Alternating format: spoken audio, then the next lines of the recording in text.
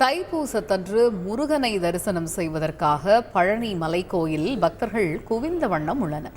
பக்தர்கள் காவடி எடுத்தும் வேல் குத்தியும் பக்தி பாடல்கள் பாடியபடி கிரிவலம் வருகின்றனர். இது பற்றிய விவரங்களை எமது செய்தியாளர் அழகேஷ்குமாரிடம் கேட்போம். அழகேஷ்குமார், வணக்கம். தைப்பூச தினத்தை முன்னிட்டு முருகனை தரிசனம் செய்வதற்காக வரக்கூடிய பக்தர்கள், அவர்களுக்காக செய்யப்பட்டிருக்கக்கூடிய சிறப்பு ஏற்பாடுகள்லாம் என்னென்ன?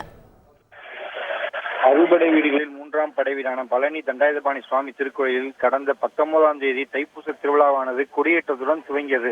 10 நாள் நடைபெறும் இந்த திருவிழாவில் இன்று 6ஆம் நாள் மாலை முத்துக்குமாரசாமி வெள்ளி தெய்வானை திருக்கல்யாண வைபவம், அதனைத் தொடர்ந்து 9 மணிக்கு மேல் வெள்ளி ரதத்தில் முத்துக்குமாரசாமி வெள்ளி தெய்வானை வீதி உலா வருவார். பின்பு நாளை தைப்பூச நிகழ்வான முக்கிய தேரோட்ட நிகழ்ச்சி நாளை மாலை 4:30 மணிக்கு மேல் நடைபெறும். இதனை முன்னிட்டு பல்வேறு மாநிலங்கள், மாவட்டங்களிலிருந்து ஏராளமான பக்தர்கள் பாத யாத்திரையாக பழனியில் குவிந்து வருகின்றனர். அவர்கள் காவடி ஆடியும் அலகு குத்தியும் பக்தி பாடல்களை பாடியும் கிரிவல பாதையில் குவிந்து வருகின்றனர். அவர்களுக்காக தேவஸ்தான நிர்வாகம், மாவட்ட நிர்வாகம் குடிநீர் வசதி, கழிவறை, தங்குமிடம், மருத்துவ வசதி உள்ளிட்ட பல வசதிகளை ஏற்படுத்தி வருகின்றனர். இந்த பக்தர்களுக்கு பாதுகாப்பாக போலீசார் சார்பில் 3500 போலீசார் பாதுகாப்பு பணியில் ஈடுபடுத்தப்பட்டுள்ளனர்.